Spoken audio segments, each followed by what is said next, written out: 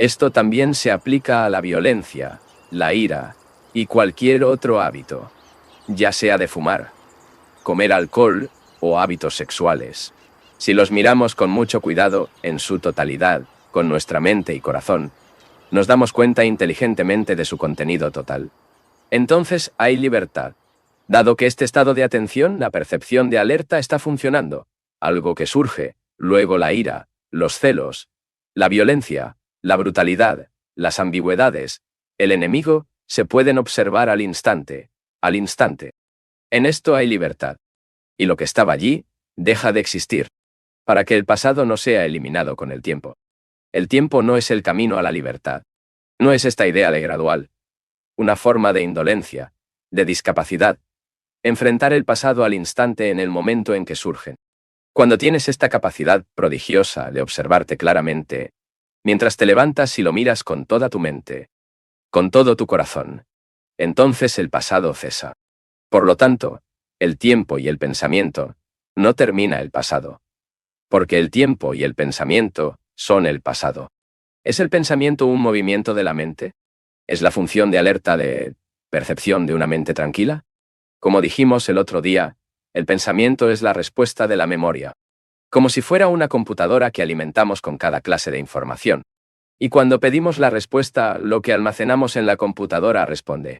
De la misma manera, la mente, el cerebro, que es el almacenamiento del pasado, que es la memoria, cuando se desafía, responde en pensamientos de acuerdo con su conocimiento, experiencia y acondicionamiento. Por lo tanto, el pensamiento es el movimiento, o bueno, parte del movimiento de la mente y el cerebro. El interlocutor quiere saber si la percepción de alerta implica la quietud de la mente. Puedes ver algo, un árbol, tu esposa, tu vecino. Las imágenes de su esposa, su vecino, el conocimiento de la nube o el placer, todo esto está interpuesto. ¿No es así? Cuando cualquier imagen se interpone en forma sutil o obvia, entonces no hay observación. No te das cuenta de total y realmente. Solo está parcialmente alerta. Para observar con claridad, no puede haber una imagen que interprete entre el observador y lo observado. Cuando miras un árbol, puedes hacerlo sin el conocimiento de los finales botánicos o el conocimiento del placer o el deseo que tienes al respecto. ¿Puedes verte tan completamente que el espacio entre ti, el observador y la cosa observada desaparecen? Esto no significa que te vuelvas hacia el árbol, pero cuando este espacio desaparece, el observador cesa, y es únicamente lo observado. En esta observación hay percepción. Ves la cosa con una vitalidad extraordinaria. Su color, su forma. Existe el movimiento de pensamiento, que es parte del cerebro y la mente, cuando hay una provocación que tiene que ser respondido por el pensamiento. Pero para descubrir algo nuevo, algo que nunca antes había visto, tiene que haber una atención tan intensa, sin ningún movimiento. Esto no es misterioso o oculto que tienes que practicar durante años y años. Esto es pura necedad. Esto se produce cuando entre dos pensamientos que estás viendo. ¿Sabes cómo el hombre descubrió la propulsión? ¿Cómo ha ocurrido? Sabía todo lo que tendré que saber sobre un motor de combustión y estaba buscando algún otro método. Para mirar tendrás que guardar silencio. Si la mente toma con todo el conocimiento de su motor de combustión, encontrará solo lo que ya sabe. Lo que alguien ha aprendido debe ser dormido, tranquilo, y luego puede tomar algo nuevo del sombrero. De la misma manera, ver a su esposa, su esposo, el árbol, al vecino, la estructura social total que es el desorden, debe encontrar, en silencio, una nueva forma de mirar. Y por lo tanto, una nueva forma de vida y acto. ¿Cómo encontramos el poder de vivir sin teorías o ideal? ¿Cómo tienes el poder de vivir con ellos? ¿Cómo tienes esta energía extraordinaria para vivir con fórmulas, ideales y teorías? Vives con estas fórmulas. ¿Cómo tienes la energía? Esta energía se está disipando en el conflicto. El ideal está ahí y tú estás aquí. E intenta vivir de acuerdo con eso. Por lo tanto, hay división, conflicto, que es un desperdicio de energía. Por lo tanto, cuando ve el desperdicio de energía, Cuando ve el absurdo de tener ideales, fórmulas, conceptos y conflictos constantes que todos causan, por lo que tiene la energía para vivir sin él. Por lo tanto, tiene energía de abundancia porque no hay desgaste absolutamente a través del conflicto. Pero ya ves, tememos vivir de esta manera debido a nuestro acondicionamiento. Y aceptamos esta estructura de fórmulas e ideales como lo han hecho otros. Vivimos con ellos y aceptamos el conflicto como una forma de vida. Cuando vemos todo esto, no verbal, teórico o intelectual, pero nos damos cuenta, con todo nuestro ser, lo absurdo que es vivir entonces tenemos la abundancia de energía que surge cuando no hay conflicto. Entonces está el hecho, y nada más. Existe el hecho de que alguien es ambicioso, y no es el ideal de que no debería ser ambicioso. Este es un desperdicio de energía. Es únicamente el hecho de que es ambicioso, posesivo y dominante. Este es el único. Y cuando ponga toda su atención a este hecho, entonces tiene la energía para disiparlo. Y, por lo tanto, vivir libremente, sin ningún ideal, sin ningún principio y sin ninguna creencia. Y eso es amar y morir a todas las cosas en el pasado. La mayoría de nosotros estamos atrapados en hábitos físicos y psicológicos. Algunos son conscientes de ellos y otros no. Si nos damos cuenta de estos hábitos, entonces, terminamos con un hábito particular al instante y no lo arrastran durante muchos meses y años.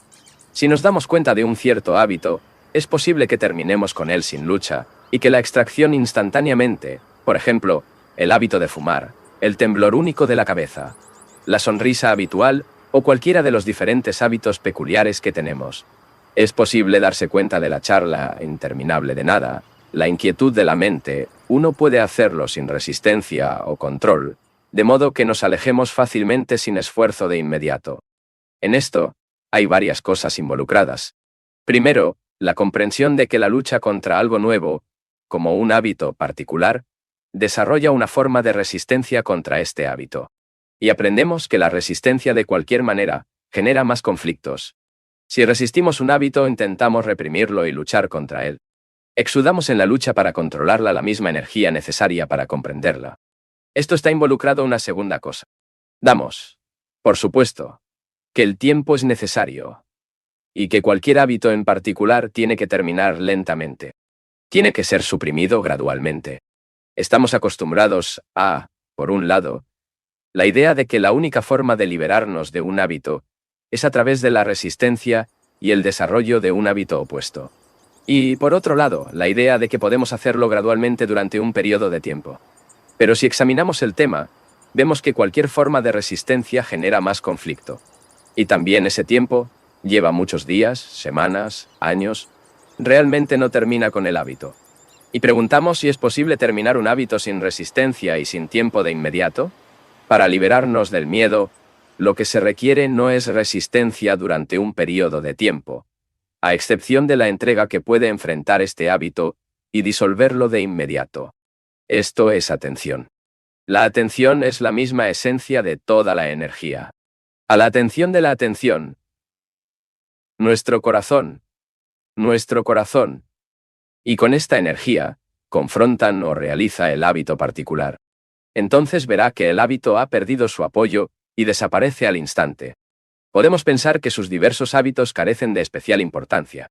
Si los tienes, ¿qué importa? O encuentras excusas para tus hábitos.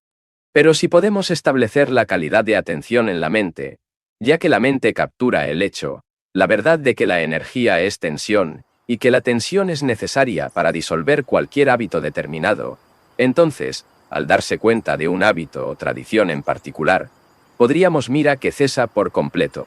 Tenemos una forma habitual de hablar, o para hablar sin cesar sobre cualquier cosa. Pero si damos vueltas, significativamente alertas, atentos, entonces tenemos una energía extraordinaria. Energía que no está engendrada por la resistencia, como la mayoría de las energías. Esta energía de atención es la libertad. Si entendemos esto, real y profundamente, no como la teoría, sino como un hecho verdadero de que experimentamos un hecho que hemos visto y del que nos damos cuenta totalmente, entonces podemos proceder a investigar sobre la naturaleza total y la estructura del miedo. Y debemos tener en cuenta, cuando hablamos de este problema mejor complicado, esa comunicación verbal entre usted y lo que habla se vuelve bastante difícil, y que si no escucha con suficiente cuidado y atención, la comunicación no es posible.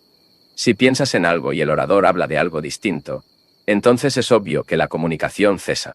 Si le preocupa un miedo particular, y toda su atención se centra en este miedo, entonces la comunicación verbal entre usted y quien los habla también termina. Para comunicarse verbalmente, debe haber una calidad de atención en la que hay interés, en el que existe intensidad, urgencia para comprender este tema del miedo. Más importante que la comunicación es la comunión. La comunicación es verbal y la comunión no lo es. Dos personas que se conocen muy bien pueden, sin pronunciar ninguna palabra, comprenderse completamente a sí mismas, de inmediato, porque han establecido una cierta forma de comunicación entre ellos. Cuando observamos una pregunta tan complicada como el miedo, debe haber una comunión tanto como la comunicación verbal. Ambos tienen que estar juntos todo el tiempo, o de lo contrario no estaremos trabajando juntos. Dicho todo esto, era necesario considerar la cuestión del miedo. No es que tengamos que estar libres de miedo. Tan pronto como intentamos liberarnos del miedo, creamos resistencia contra él. La resistencia de ninguna manera no termina con el miedo, lo que siempre estará allí, incluso si tratamos de escapar de ella, resistirlo, controlarlo, etc.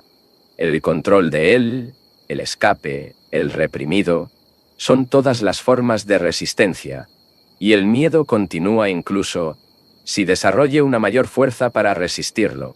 Por lo tanto, no estamos hablando de estar libres del miedo. Estar libre de algo no es libertad. Comprenda esto, por favor, porque cuando examina este problema, si ha puesto toda su atención en lo que estaba diciendo, debe abandonar este recinto sin ningún sentimiento de miedo. Esto es lo que importa, no lo que dice o no dice lo que dice. Ya sea que esté o no de acuerdo, lo que importa es terminar psicológicamente con el miedo absolutamente en el más íntimo de nuestro ser.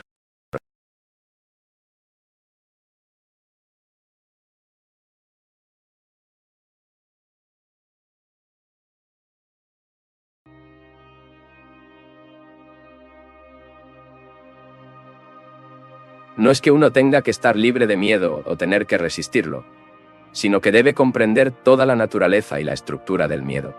Entendiéndolo, esto implica aprender al respecto, observarlo y contactarlo directamente. Tenemos que aprender sobre el miedo y no cómo escapar de él, o cómo resistirlo a través del valor, etc. Tenemos que aprender. ¿Qué aprende esta palabra? Ciertamente no es para acumular conocimientos sobre el miedo. Sería inútil examinar el tema a menos que lo entendamos por completo. Creemos que el aprendizaje implica la acumulación de conocimientos sobre algo. Si queremos aprender italiano, es necesario acumular palabras y su significado, gramática y cómo combinar oraciones, etc. Y habiendo acumulado conocimiento, para que podamos hablar este idioma en particular. Esta es la acumulación del conocimiento y pronto la acción. El tiempo está involucrado en esto. Ahora bien, esta acumulación no es aprendizaje. El verdadero aprendizaje siempre está en el presente activo, y no es el resultado de acumular conocimiento. El aprendizaje es una acción que siempre está en el presente. La mayoría se utilizan a la idea de acumular, sobre todo, conocimiento, información, experiencia, y actuar desde allí. Estamos diciendo algo completamente distinto. El conocimiento siempre está en el pasado. Y cuando actuamos, el pasado determina esta acción. Decimos que el aprendizaje está en la misma acción, y por lo tanto, nunca hay acumulación de conocimiento. Aprender sobre el miedo está en el presente y está fresco. Si enfrenta el miedo con el conocimiento del pasado, con recuerdos y asociaciones pasadas, no me encuentro cara a cara con miedo, y, por lo tanto, no aprendo al respecto. Puedo hacer esto solo si mi mente es fresca y nueva. Y esta es nuestra dificultad, porque siempre abordamos el miedo con todas las asociaciones, recuerdos, incidentes y experiencias que nos impiden mirarlo y aprenderlo en una nueva forma. Hay muchos miedos. Miedo a la muerte, oscuridad, perder el empleo, al esposo o la esposa. Miedo a inseguridad, la soledad, no obtener algo, excepto el amado, excepto un éxito. ¿No son estos diversos tipos de temores la expresión de un miedo básico? Deseamos entender la naturaleza del miedo y no cómo se expresa en cierta dirección. Si podemos enfrentar el hecho básico del miedo, entonces podemos resolver o hacer algo sobre un miedo particular. Así que no tome su miedo particular para decir que tengo que resolverlo, a menos que comprenda la naturaleza y la estructura del miedo. Entonces sabrán qué hacer con este miedo en particular. Vea la importancia que la mente se encuentra en un estado donde no hay miedo en absoluto. Porque donde hay miedo, hay oscuridad, y la mente se mueve. Así que busca varios escapes. Estímulo a través del entretenimiento. No importa que te entretengas en la iglesia o en el campo de fútbol o con la radio, una mente que tiene miedo no puede ver con claridad y no sabe lo que quiere amar.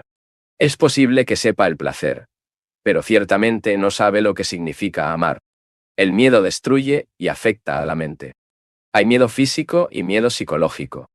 Hay miedo físico al peligro, como conocer a una serpiente o frente a un acantilado.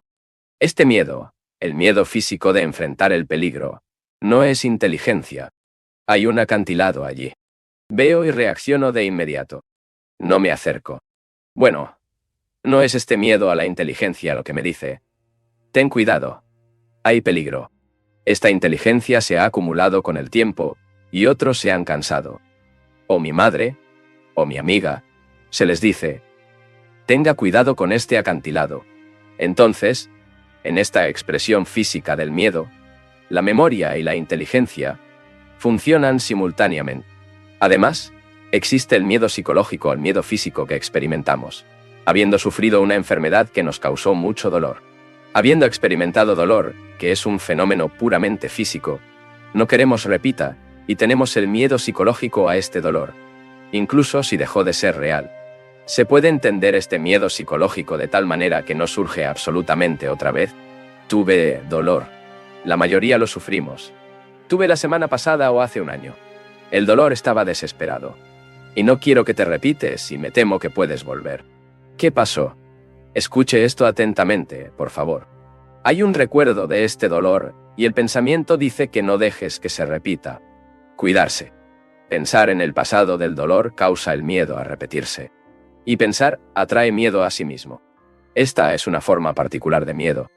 Es decir, el miedo al que la enfermedad se repite con su dolor. Hay todos los diversos temores psicológicos que se derivan del pensamiento. Miedo a lo que el vecino puede decir. Miedo a no ser muy distinto y respetable. Miedo a no aceptar la moralidad social, lo cual es la inmoralidad. El miedo a perder su trabajo.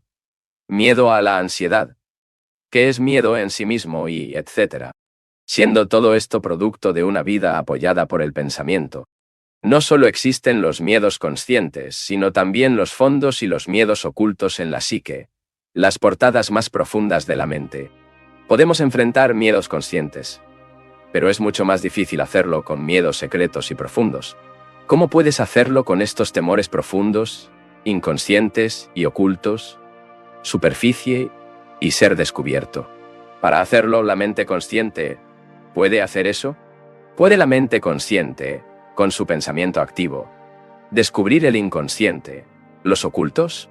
No estamos usando la palabra inconsciente en forma técnica, únicamente en el sentido de no ser conscientes o no conocer los niveles ocultos y eso es todo.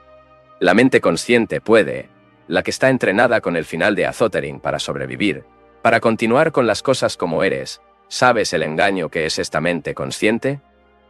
¿Puede esta mente consciente descubrir todo el contenido del inconsciente? No creo que puedas hacerlo.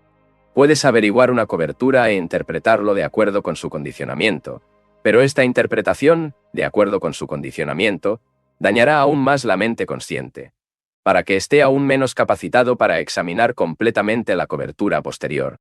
Vemos que el mero esfuerzo consciente para examinar el contenido más profundo de la psique se vuelve extremadamente difícil, a menos que la mente superficial esté completamente libre de todo condicionamiento. Todo el daño. Todo teme lo contrario. Ella no puede ver. Vemos que esto es extremadamente difícil y posiblemente totalmente imposible. Entonces alguien se pregunta: ¿hay alguna otra forma que sea diferente? ¿Puede la mente liberarse del miedo a través del análisis, el autoanálisis o el análisis profesional? En esto hay algo más involucrado. Cuando me miro a mí y a mí mismo, la contraportada, examinar, juzgar, evaluar, decir que esto es correcto, esto es incorrecto, esto lo mantendré y esto lo despreciaré. Cuando me analizo, soy diferente de lo que analizo.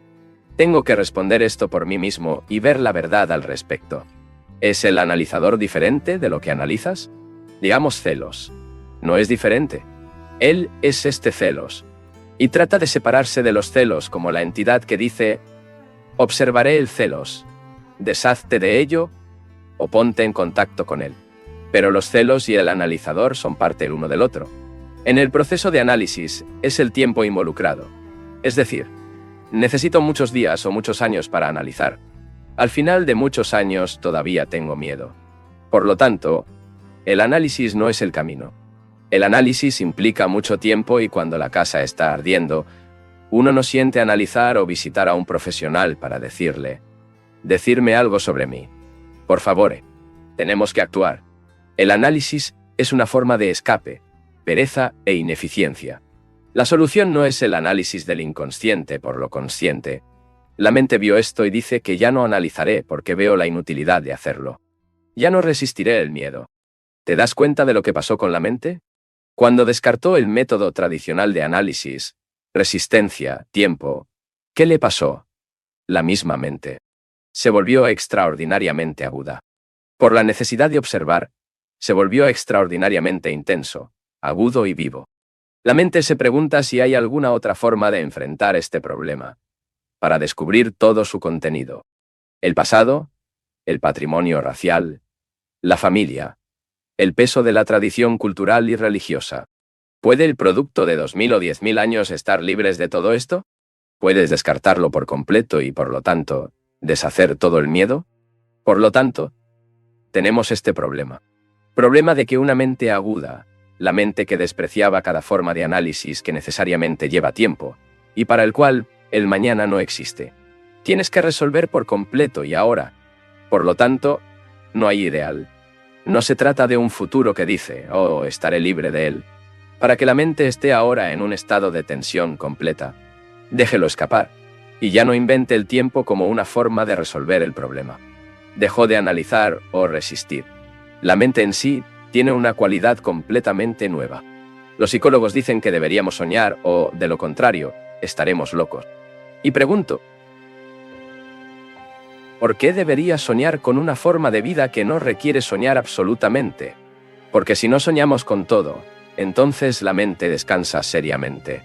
La mente era activa todos los días, observando, escuchando, preguntando, mirando la belleza de una nube, la cara de una persona atractiva, el agua, el movimiento de la vida. Todo.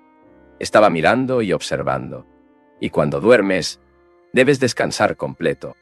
De lo contrario, al despertar a la mañana siguiente, está cansado y sigue siendo viejo. Alguien se pregunta entonces si hay alguna forma de no soñar absolutamente, para que durante el sueño la mente disfrute de un descanso completo, e incluso da cualidades que no pueden aparecer durante las horas de vigilia. Es un hecho, y no una hipótesis, teoría, invención o esperanza de que esto sea posible. Solo cuando estamos completamente despiertos durante el día, observando toda la actividad del pensamiento, sentimiento, de acuerdo con cada motivación, con cada sugerencia, con cada insinuación de lo que está muy dentro, profundamente, calentado cuando habla, cuando camina, cuando escucha a alguien, cuando observa su ambición, sus celos, cuando observa su respuesta a la gloria de Francia, cuando lee un libro que dice que sus creencias religiosas son tontas, cuando él observa ver lo que se comete en la creencia. Están completamente despiertos durante las horas de vigilia. Cuando están sentados en un autobús, cuando hablan con su esposa, con sus hijos, con un amigo. Cuando fuman, ¿por qué fuman? Cuando leen una telenovela policial, ¿por qué lees esto? Cuando van al cine, ¿por qué? ¿Para la emoción? ¿Por sexo? Cuando ven un hermoso árbol o el movimiento de una nube en el cielo, son completamente conscientes de lo que sucede dentro y fuera de ti. Entonces, verás que cuando duermen, no sueñan, y que cuando se despiertan a la mañana siguiente, La mente es fresca, intensa y viva.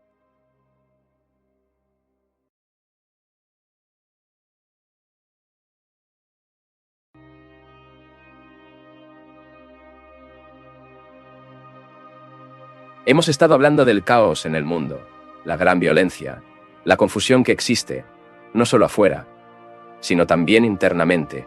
La violencia es el resultado del miedo, y ya hemos discutido el tema del miedo. Creo que ahora deberíamos aprobar algo que pueda ser un poco ajeno a la mayoría de ustedes, pero debe ser considerado, y no simplemente rechazado, diciendo que es una ilusión, una fantasía, etc. A través de la historia, el hombre, al darse cuenta de que su vida es muy corta, que está lleno de accidentes y sufrimiento, y que la muerte es inevitable, formuló una idea con el nombre de Dios.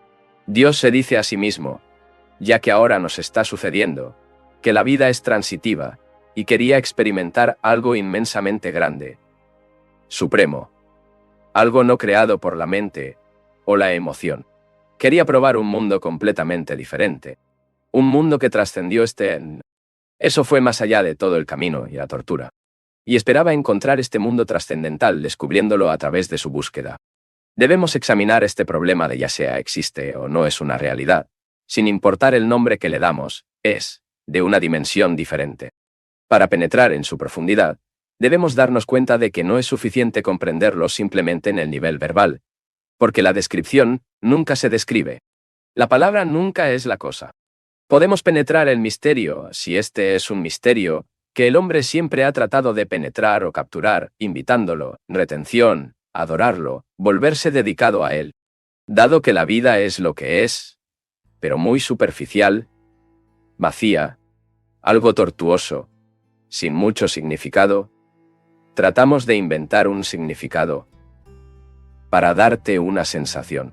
Si tenemos un cierto talento, el significado y el propósito de la invención se vuelven bastante complejos. Y al no encontrar la belleza, el amor y el significado de la inmensidad que esperábamos, no podemos volverse cínicos y no creer nada. Vemos que es muy absurdo e ilusorio, y sin mucho sentido simplemente inventando una ideología, una fórmula, afirmando que hay Dios o que no existe. Cuando la vida no tiene sentido, lo cual es correcto, porque la forma en que vivimos no tiene sentido. Entonces no inventamos un significado. Si pudiéramos penetrarlo y averiguarnos por nosotros mismos si existe o no una realidad que no sea simplemente un escape o una invención intelectual o emocional. El hombre, a través de la historia, ha dicho que hay una realidad para la cual debemos prepararnos y para lo cual debemos hacer ciertas cosas. Disciplinarios, resisten a toda clase de tentación. Controlarnos, controlar el sexo, vivir de acuerdo con un patrón establecido por la autoridad religiosa, los santos, etc. O que debemos negar el mundo, terminar en un monasterio o un pozo donde podamos meditar, estar solos y no ser tentados. Vemos lo absurdo de este esfuerzo. Vemos que no es posible escapar del mundo por lo que es, de sufrimiento, distracción y todo lo que el hombre ha producido a través de la ciencia. Con respecto a las teologías, es obvio que tenemos que descartarlas, y también todas las creencias. Si en realidad descartamos por completo cada forma de creencia, entonces no habrá miedo absolutamente. Sabiendo que la moral social no es la moralidad, que es inmoral, vemos que debe ser extraordinariamente moral, porque, después de todo, la moralidad consiste únicamente en establecer el orden, tan dentro como fuera de nosotros mismos. Pero esta moralidad tiene que estar en acción.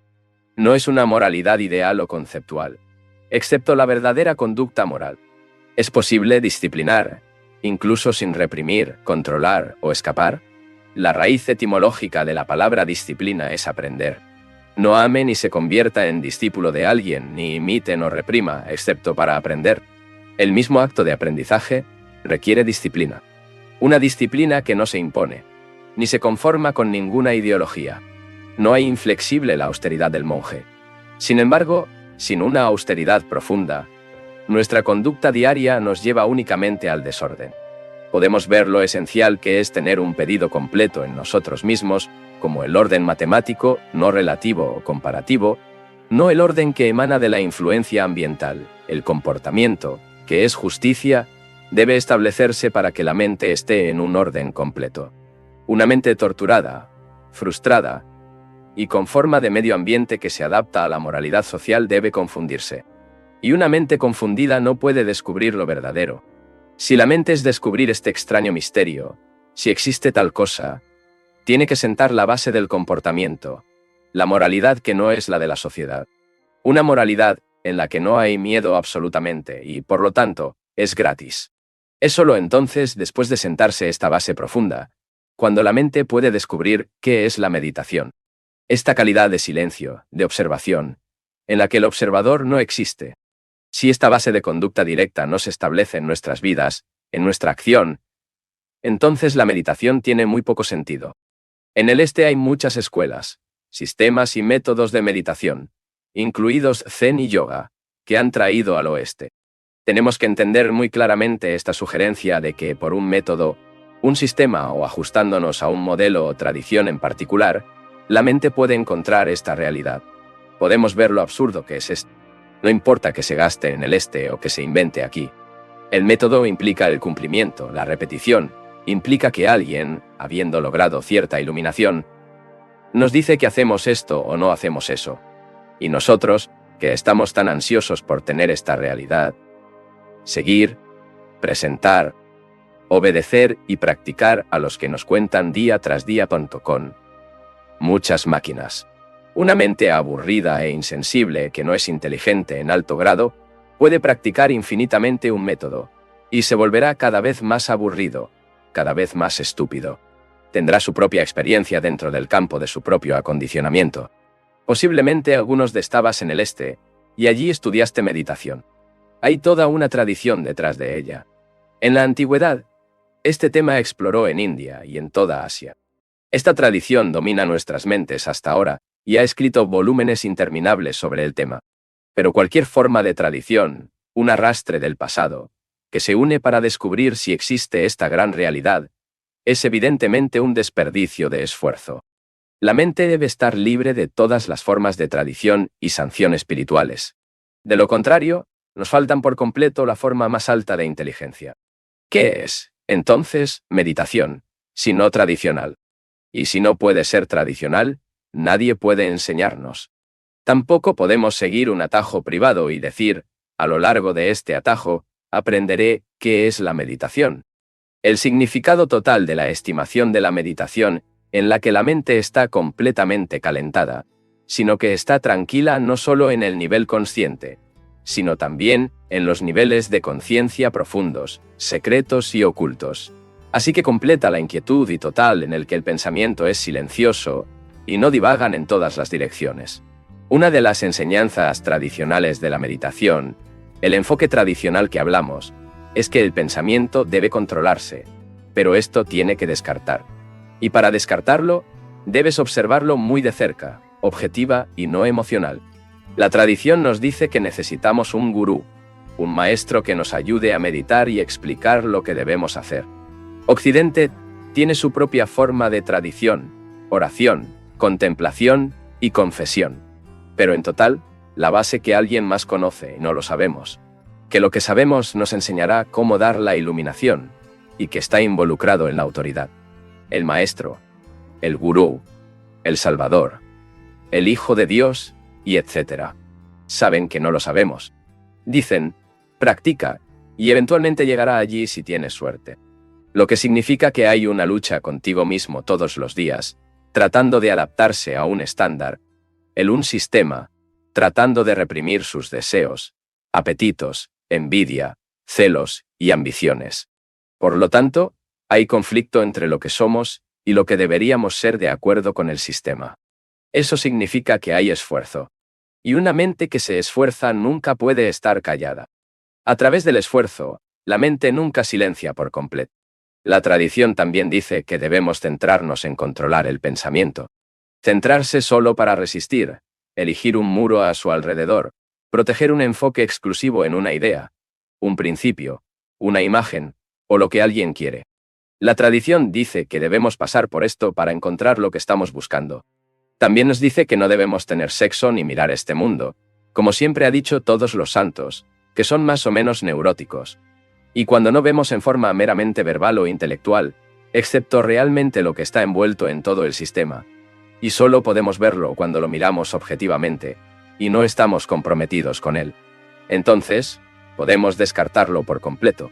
Tenemos que descartarlo por completo. Porque entonces la mente, en el mismo acto de descartarlo, se libera, y, por lo tanto, se vuelve inteligente, advierte y no está expuesta a ser atrapado en ilusiones.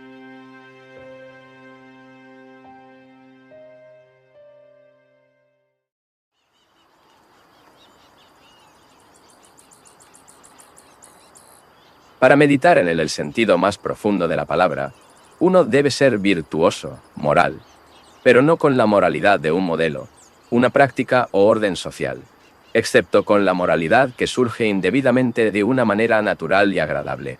Cuando comenzamos a conocerse a sí mismos, cuando se dan cuenta de sus pensamientos, sus sentimientos, actividades, apetitos y ambiciones, como una advertencia, sin preferencia, simplemente observando, de esta observación emana la acción correcta, que no tiene nada que ver con el cumplimiento o actuando de acuerdo con el ideal. Entonces, cuando esto está profundamente en nosotros mismos, con su belleza y austeridad, donde no hay un átomo de dureza, porque la dureza existe solo cuando hay esfuerzo, cuando vemos que observamos todos los sistemas, todos los métodos, todas las promesas, y los ha examinado objetivamente, sin complacer o disgusto, por lo que puede descartarlos por completo, para que la mente esté libre del pasado, para que puedas averiguar qué es el meditación. Si realmente no nos hemos sentado en las bases, podemos jugar con la meditación, pero eso no tiene sentido. Sucede, como en el caso de estas personas que van al este y visitan a un maestro que les dice cómo sentarse, cómo respirar, qué hacer, ya sea, y quien al regresar escribe un libro que es pura tontería. Tenemos que ser nuestro propio maestro y nuestro propio discípulo, porque no hay autoridad, solo hay comprensión. La comprensión es posible únicamente cuando hay observación sin el centro como observador. ¿Alguna vez te has dado cuenta de que estaban alertas, intentaron averiguar qué es la comprensión? La comprensión no es un proceso intelectual, sin intuición o un sentimiento. Cuando decimos que entiendo algo muy claramente, hay una observación que nace de un completo silencio. Solo entonces hay comprensión. Cuando decimos que entendemos algo, queremos decir que la mente escucha en silencio, sin aceptar ni rechazar. En este estado, uno escucha por completo, y solo entonces hay comprensión. Y lo mismo comprender es la acción. No es que haya primero entendimiento y que la acción sigue más tarde. Es un solo movimiento simultáneo. Entonces, la meditación, esta palabra tan recargada por la tradición, consiste en traer la mente y el cerebro, sin esfuerzo y sin ninguna clase de compulsión, a su capacidad máxima. Esto es inteligencia. Esto está siendo altamente sensible. El cerebro es sereno. Y este depósito del pasado, que ha evolucionado durante 1.000.000 de años y que es constante e incesante activo, este cerebro es silencioso.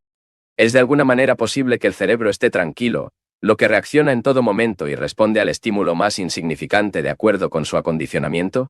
Los tradicionalistas dicen que puede ser aquí con una respiración adecuada y la práctica de un estado de advertencia. Esto implica nuevamente la cuestión de quién es la entidad que controla, practica y da forma al cerebro.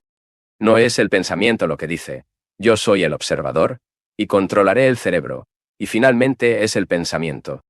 El entendimiento engendra al pensador. ¿Es posible que el cerebro esté completamente callado? Es parte de la meditación para determinarlo. No es algo que se le enseñe, porque nadie puede decirnos cómo hacerlo. ¿Puede nuestro cerebro, tan condicionado por la cultura, cada forma de experiencia, y ese es el resultado de una gran evolución? ¿Puede este cerebro estar en silencio? Porque si no lo está, algo que vea o intente, será tergiado, será interpretado de acuerdo con su condicionamiento. ¿Qué papel juega el sueño en la meditación y la vida? Es una pregunta muy interesante. Si lo ha examinado por sí mismo, habrá descubierto muchas cosas. El otro día dijimos que los sueños son innecesarios y dijimos, la mente conscientes de las intimidades del inconsciente, y luego, al final del día, deben tener todo esto en cuenta. Si no tienes presente, al final del día, todo lo que sucedió, es obvio que el cerebro tiene que trabajar por la noche, mientras duerme, para establecer el orden en sí mismo. Si hemos hecho todo esto, cuando dormimos estamos aprendiendo algo muy diferente, algo de una dimensión totalmente diferente. Y esto es parte de la meditación. Usted está con el hecho de consolidar las bases de una conducta en la que la acción es amor. Y es el hecho de que toda la tradición se descarta para que la mente sea completamente libre y el cerebro sea totalmente silencioso. Si hemos penetrado esto, veremos que el cerebro puede estar tranquilo no por muleta o por drogas, excepto mantener un estado de atención de advertencia durante todo este día, a la vez activo y pasivo. Y si al final del día hacemos un inventario de lo que sucedió y, por lo tanto, establecemos el orden, entonces, durante el sueño, el cerebro está tranquilo, aprendiendo con un movimiento diferente. De esta manera, todo el cuerpo, el cerebro, todo está tranquilo, sin ninguna distorsión. Y es solo entonces cuando la mente puede recibir la realidad, si tal realidad existe. Esta inmensidad, si hay tal inmensidad, no se puede invitar. Si hay un nombre sin nombre, trascendental, si hay tal cosa, es solo una mente tan pronto como puede ver lo falso o verdadero de esta realidad. Podrías preguntar, ¿lo que tienes? ¿Qué hay todo esto con vivir? Tengo que vivir todos los días, ir a la oficina, lavar los platos, viajar en un autobús abarrotado, con ruido constante. ¿Qué tienes para ver la meditación con todo esto? Sin embargo, después de toda la meditación, es la comprensión de la vida diaria con sus complejidades, desdén,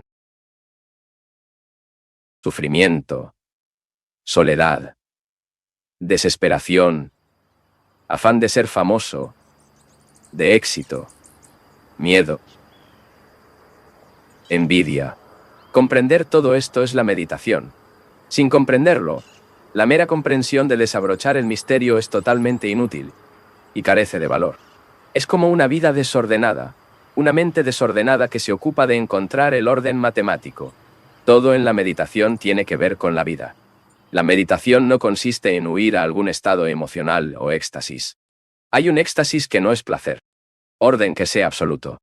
Solo cuando la meditación es una forma de vida, cada día puede venir lo que es imperecedero y no temporal. ¿Quién es el observador? ¿Quién se da cuenta de sus propias reacciones? ¿Qué energía se usa? ¿Ya has mirado sin ninguna reacción? Miró un árbol, la cara de una mujer, una montaña, una nube o la luz del agua. Solo observando, sin traducirlo al camino o el disgusto. ¿En placer o dolor? Pero, ¿hay algún observador en esta observación? Cuando estamos completamente atentos, hazlo, Señor. No me preguntes, si lo haces, lo encontrarás. Observe las reacciones sin juzgar, evaluar, tener que divergir. Esté completamente atento a cada reacción. Y en esta atención, verá que no hay observador, pensador o experimentación. Veamos la segunda pregunta. ¿Qué energía se usa para intercambiar algo en nosotros mismos, para llevar a cabo una transformación? Una revolución en la psique. ¿Cómo se obtiene esta energía? Ahora tenemos energía, pero en un estado de tensión, contradicción, conflicto.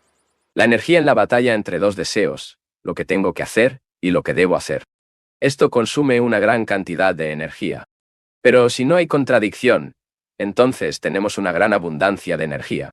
Observemos nuestra propia vida. Vamos a verlo realmente. Es una contradicción. Queremos ser pacíficos y odiar a alguien. Deseamos amar y somos ambiciosos. Esta contradicción genera conflicto, lucha, y esta lucha disipa la energía. Si no hay contradicción absolutamente, tenemos la energía suprema para transformarnos. Alguien se pregunta, ¿cómo es posible tener esta contradicción entre el observador y lo observado? ¿Entre el experimentador y el experimentado? ¿Entre el amor y el odio? ¿Cómo es posible vivir sin estas dualidades? Es posible cuando solo existe el hecho y nada más. El hecho de que odiemos, que somos violentos, no lo contrario como una idea. Cuando tenemos miedo, desarrollamos lo contrario.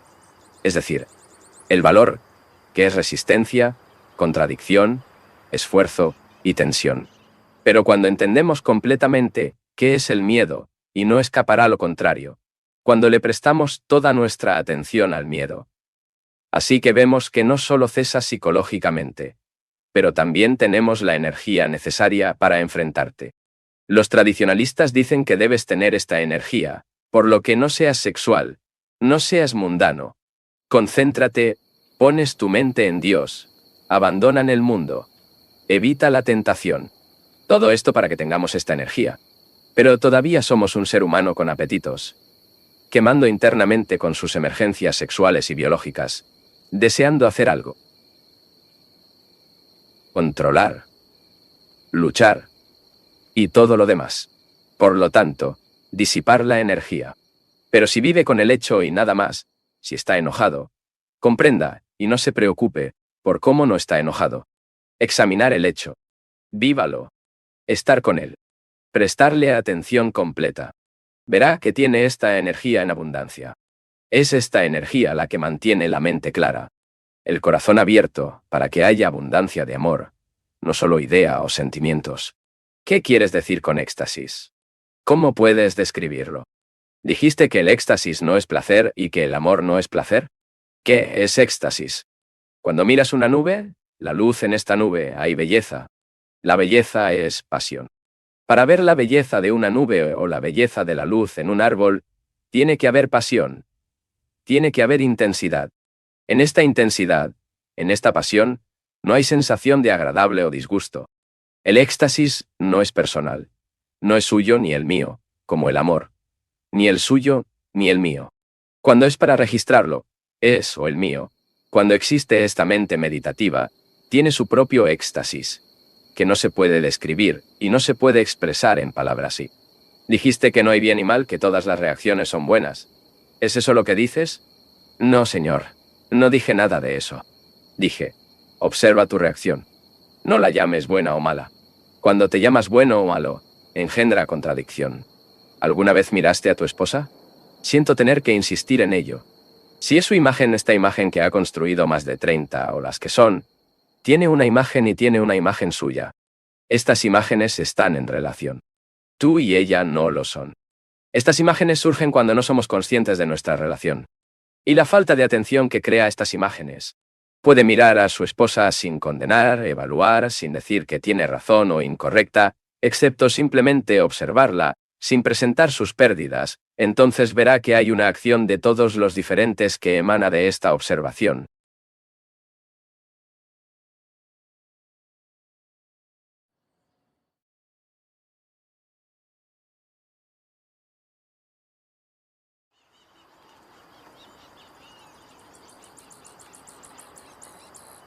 El propósito de estas discusiones es observar creativamente. Es observarnos creativamente mientras hablamos.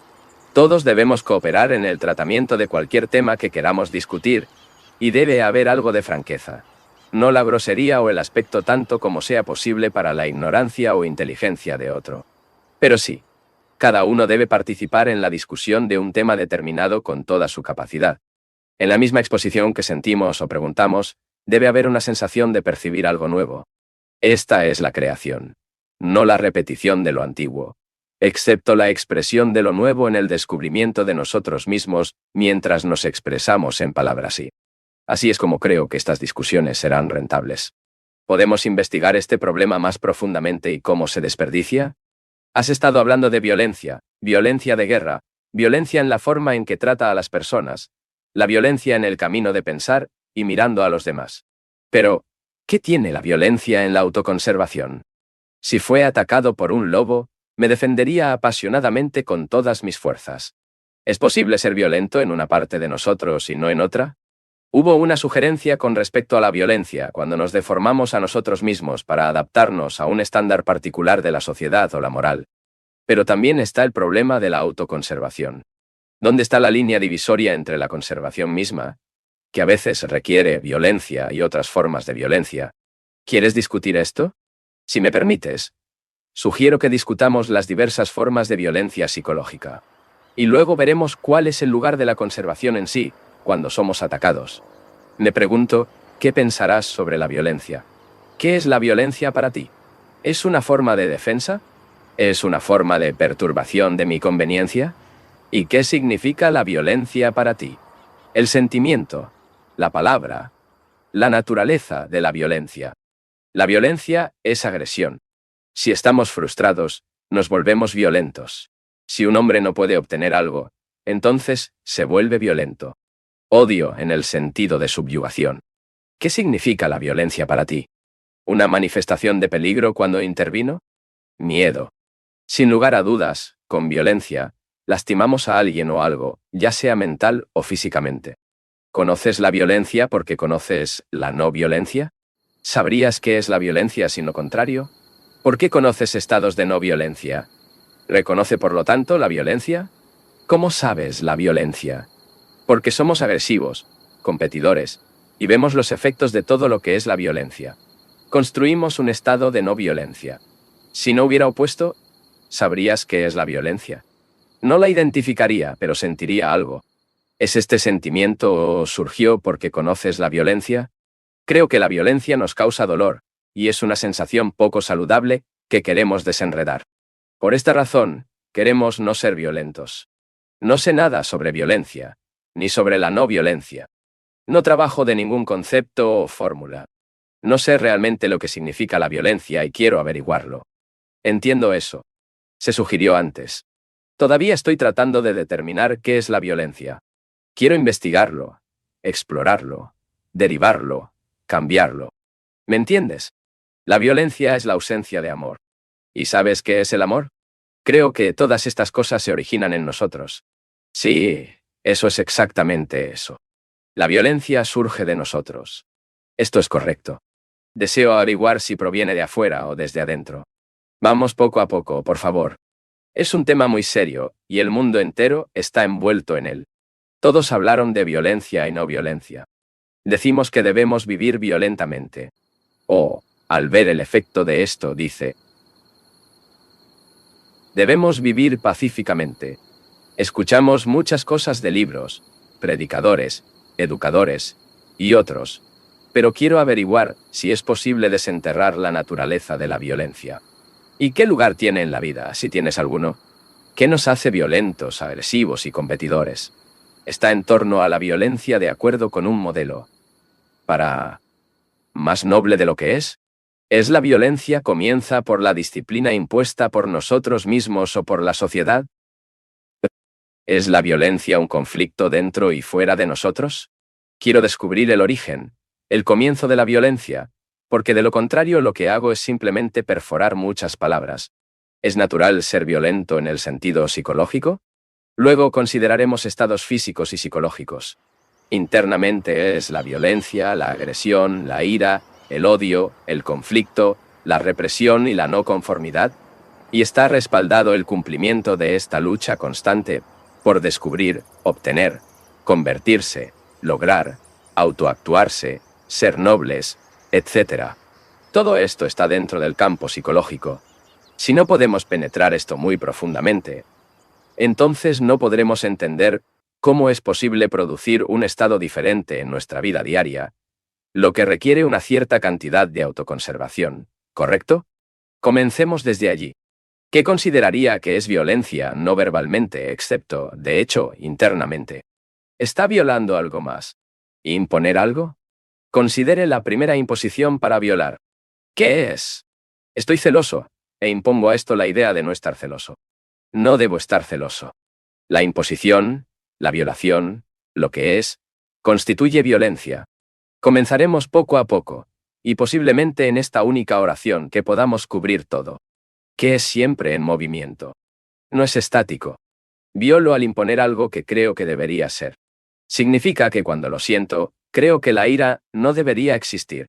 En lugar de ser pollo, ¿me reprendí? ¿Es esa violencia? ¿O es violencia cuando vemos algo en él?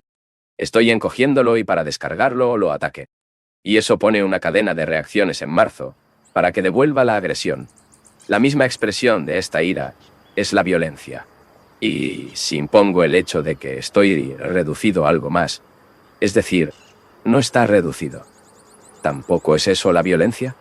Estaría de acuerdo con esta definición general, Pero para esto la imposición tiene que ocurrir en forma brutal. Esto es lo que hace lo violento. Si uno se impone gradualmente, entonces no será violento. Entiendo, señor. Si te impones amablemente, contacte, entonces esto no es violencia. Viola el hecho de que el odio suprime y gradualmente. Eso dice el señor, no sería violencia. Pero no importa que lo haga violenta o suavemente. El hecho es que impone algo más sobre lo que es. ¿Estamos más o menos de acuerdo con esto? No. Examinemos. Digamos que tengo la ambición de ser el mejor poeta del mundo, o lo que sea, y estoy frustrado porque no puedo estarlo. Esta frustración, esta misma ambición, es una forma de violencia contra el hecho de que no lo soy. Me siento frustrado porque eres mejor que yo. ¿No engendras esta violencia? Tenga en cuenta la dificultad involucrada en esto. Existe el hecho y la violación de este hecho por otra acción. Digamos, por ejemplo, que no me gustan los rusos, los alemanes o los estadounidenses. Impongo mi opinión personal o mi evaluación poética. Esta es una forma de violencia. Cuando te implica, esto es violencia. Cuando te comparo, ¿qué es más famoso, más inteligente?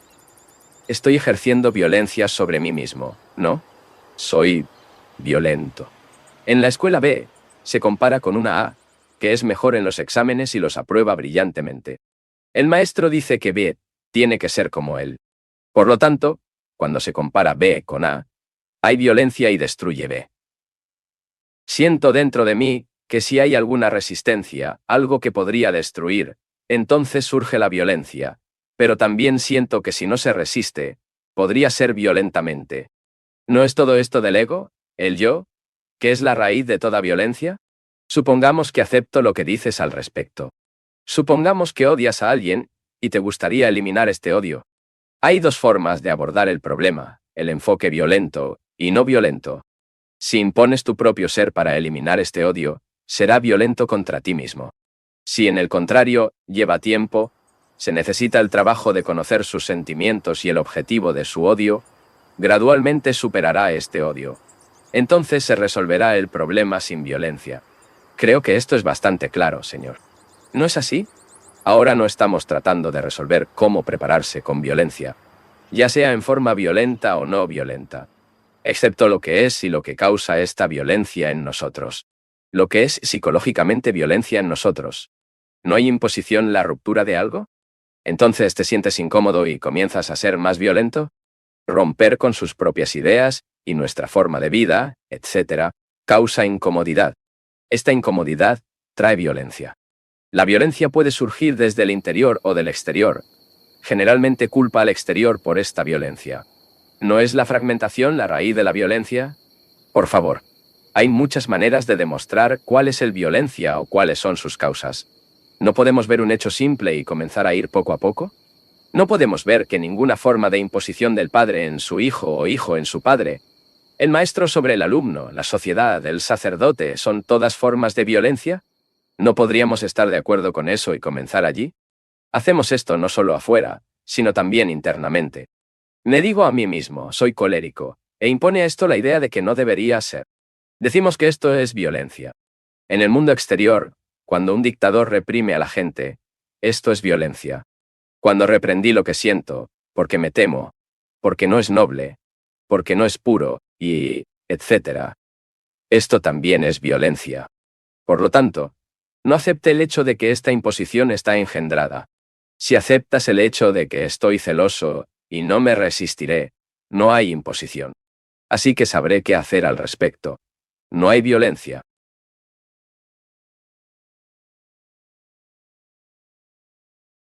Mira, tengo que felicitarte. Llegaste al final de un video denso y sin atajos. Eso exige atención, apertura y coraje.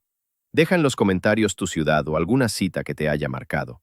Y si sentiste que este contenido puede ayudar a alguien, compártelo con esa persona. Gracias, un gran abrazo y hasta pronto.